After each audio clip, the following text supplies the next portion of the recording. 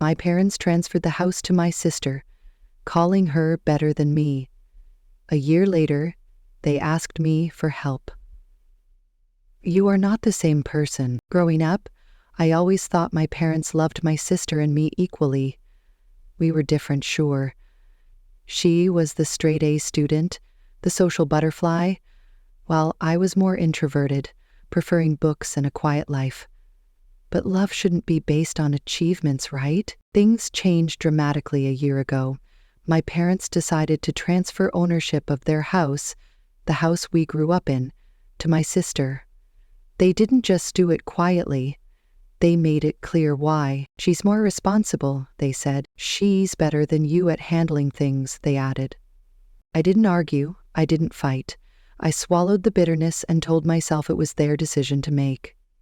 My sister didn't gloat, but she didn't refuse the gift either. I told myself it didn't matter.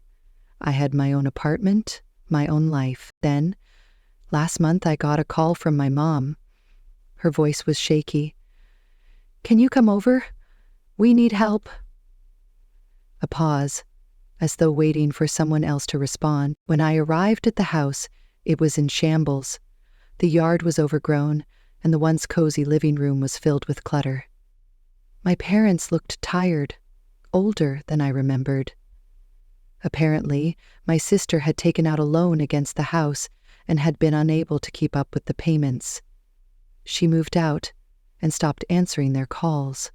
My parents were desperate. They couldn't afford the bills or the repairs. They didn't know what to do. She looked over at Dwayne, and that's when they turned to me, the son they deemed less responsible. I could have refused. Part of me wanted to.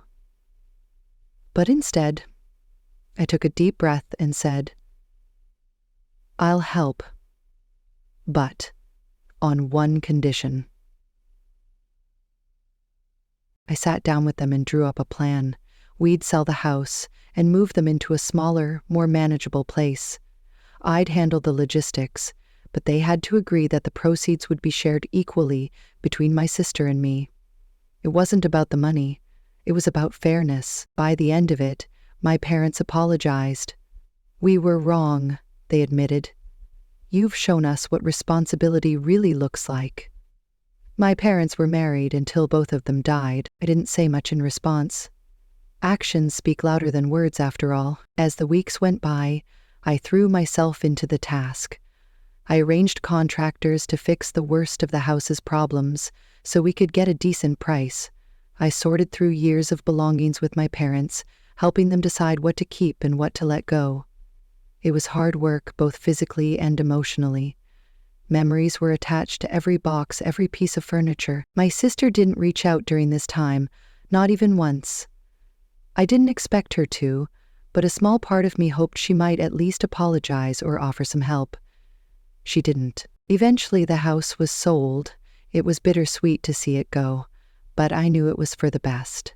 The proceeds were split as agreed, and I helped my parents settle into a cozy apartment not far from my place.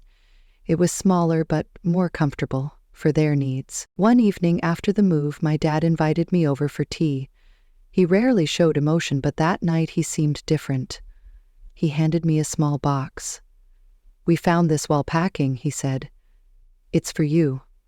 Inside was a set of old family photos, ones I hadn't seen in years.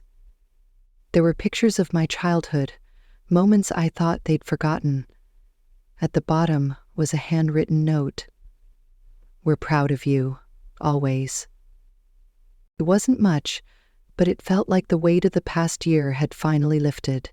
They weren't perfect, but they were trying, and that mattered. End of poem.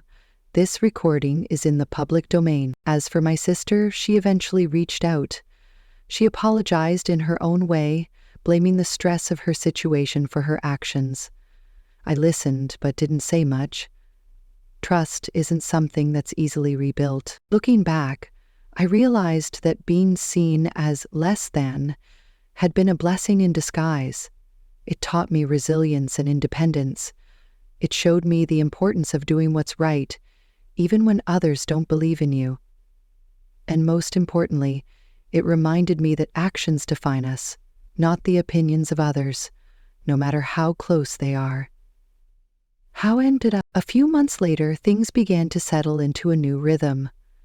My parents were doing well in their new apartment, and I had found a way to balance my life with helping them.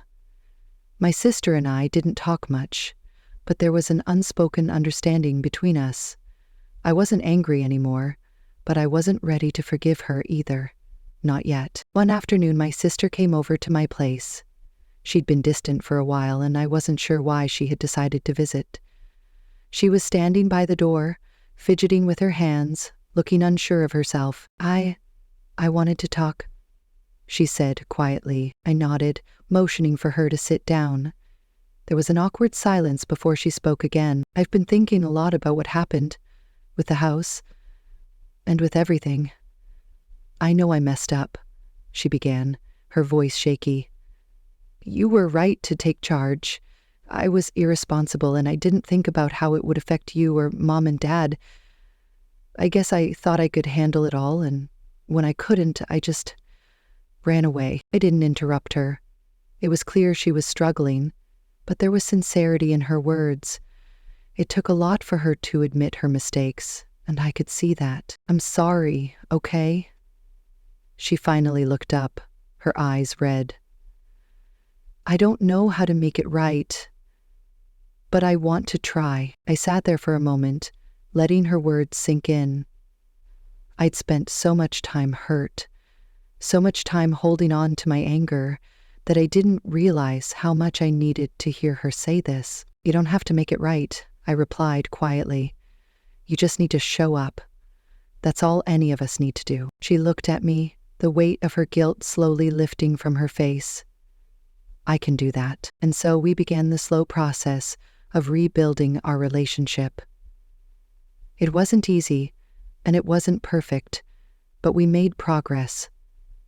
I didn't expect things to go back to how they once were, but maybe, just maybe, it was enough to start fresh. In the end, I learned that family isn't always about being the best or the most responsible.